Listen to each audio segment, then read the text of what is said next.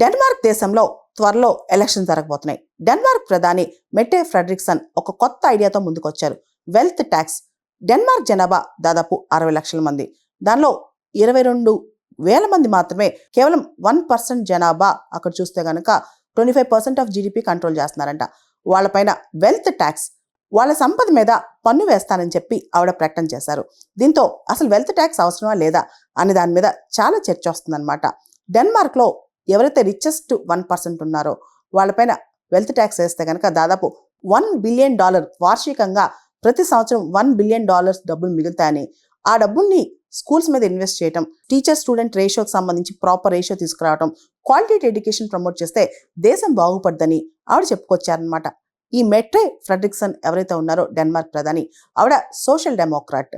అయితే దీనికి సంబంధించి చాలా చర్చ జరుగుతుంది. ఓకే, వెల్త్ ట్యాక్స్ వేస్తాం, రేపొద్దున ఇన్వెస్ట్మెంట్స్ ఎక్కడి నుంచి వస్తాయి, ఇన్నోవేటర్స్ ఎక్కడి నుంచి వస్తారు, అదేవిధంగా స్టార్టప్స్ ఎక్కడి నుంచి స్టార్ట్ అవుతాయి, వీటి మీద చాలా చర్చ జరుగుతుందన్నమాట.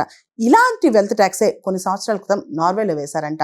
అయితే నార్వేలో వెల్త్ ట్యాక్స్ వేసేసరికి ఎవరైతే నార్వేలో సూపర్ రిచ్ ఉన్నారో వాళ్ళు యూరోప్లో ఇతర దేశాలకు వెళ్ళిపోయారంట. అక్కడికి వెళ్ళి వాళ్ళ పెట్టుబడులు స్టార్ట్ చేశారంట.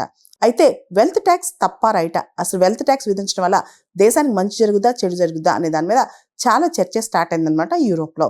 ఇక్కడ చూస్తే కనుక క్యాపిటలిస్ట్ ఎకానమీస్లో సంపదని సృష్టించడం, ఒక ఈకో సిస్టమ్ తయారు చేయటం, ఒక ఇన్విజిబుల్ హ్యాండ్ లాగా సంపద వర్క్ అవటం, అంటే ఒక కంపెనీ ఒక స్టార్ట్అప్ పెడితే కొన్ని వేల మందికి, లక్షల మందికి ఎంప్లాయ్మెంట్ వస్తుంది. అంతేకాదు చాలా పెద్ద ఈకో సిస్టమ్ డెవలప్ అవుద్ది. యాడమ్ స్మిత్ ఒక మాట అంటారు, man is an economic man అని. అలానే John Locke man is an entrepreneur animal అంటారనమాట. అంటే మనుషుల్ని స్వేచ్ఛగా సంపద సృష్టిస్తూ వాళ్ళు ముందుకెళ్ళేలా వాళ్ళని వదలాలి. Law and order rules, contract rules break చేస్తే తప్పితే వాళ్ళని ఏ విధంగానూ మనం ఆపకూడదని చెప్పి క్యాపిటలిస్టులు చెప్తుంటారు. అయితే సోషలిస్ట్ డెమోక్రాట్స్ మాత్రం వాళ్ళ వాదన డిఫరెంట్గా ఉంటుంది అనమాట. సంపద మీద ఖచ్చితంగా పన్ను వేయాలి అని. అయితే వెల్త్ ట్యాక్స్ మీద పన్నేస్తే రేపొద్దున ఆ కంపెనీస్ అని బయటికి వెళ్తే ఏంటి పరిస్థితి అని చాలా మంది ఆలోచిస్తున్నారు. రిచ్ పీపుల్ అందరూ బయటికి వెళ్తే ఏంటి పరిస్థితి అని చాలా మంది ఆలోచిస్తున్నారు. ట్యాక్స్ ఎరోజన్ జరిగితే ఏంటి పరిస్థితి అని చెప్పి. మనందరికి తెలుసు, కొన్ని కంపెనీస్ ఎప్పుడైతే ట్యాక్స్లు పెరిగిపోతాయో అప్పుడు ట్యాక్స్ సేవెన్స్కి వెళ్ళడానికి, ఎక్కడైతే ట్యాక్స్ ఫ్రీ కంట్రీస్ ఉంటాయో అక్కడికి వెళ్ళి పెట్టుబడులు పెట్టడానికి రెడీ అయిపోతుంటాయి అనమాట. మరి రిచ్ పీపుల్ మీద ఎక్కువ ట్యాక్స్లు వేస్తే పరిస్థితి ఏంటి అనే దాని మీద కూడా ఇప్పుడు చర్చ జరుగుతోంది. అయితే ప్రపంచవ్యాప్తంగా మనం చూస్తే ఎక్కడైతే హై ట్యాక్సేషన్ ఉందో అక్కడి నుంచి చాలా మంది బయటకు వెళ్ళిపోతున్నారు. ఈవెన్ ఇండియా నుంచి కూడా చాలా మంది దుబాయ్కి, సింగపూర్కి, మలేషియాకి వెళ్ళి తమ బిజినెస్ రిజిస్టర్ చేసుకుని అక్కడి నుంచి బిజినెస్ ప్రాఫిట్స్ అవి చూపిస్తే తక్కువ ట్యాక్స్లు పడతాయని ఆలోచిస్తున్నారు అనమాట. ఈ టైంలో మనం వెల్త్ ట్యాక్స్ అనేది ప్రపంచంలో ఏ దేశాల్లో మంచిది, ఏ దేశాల్లో కాదనే దాని మీద కూడా చాలా డిస్కషన్ స్టార్ట్ అయింది.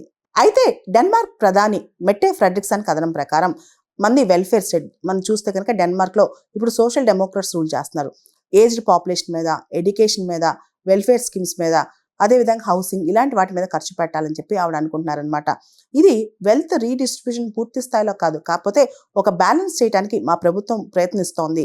అంటే ఎక్కువగా అసమానతలు, ఇన్ఈక్వాలిటీస్ పెరగకుండా బ్యాలెన్స్ చేయడానికి మేము ట్రై చేస్తున్నామని ఆవిడ చెప్పుకొస్తున్నారు. రీసెంట్గా దావోస్లో జరిగిన వరల్డ్ ఎకనమిక్ ఫోరం సమ్మిట్లో కూడా 400 మంది వెల్తీ పీపుల్, ప్రపంచంలోనే అత్యంత సంపన్నులు వచ్చి ఒక ఉత్తరం రాశారనమాట. సంపన్నుల మీద పన్ను వేయండి, వాళ్ళు ప్రపంచాన్ని పొల్యూట్ చేస్తున్నారు, ప్రపంచంలో అసమానతలు వాళ్ళ వల్ల పెరుగుతున్నాయి, ప్రపంచం క్రూయల్గా మారకముందే సంపన్నుల మీద పన్ను వేయండి అని చెప్పి వెల్తీ పీపులే చెప్పుకొచ్చారనమాట.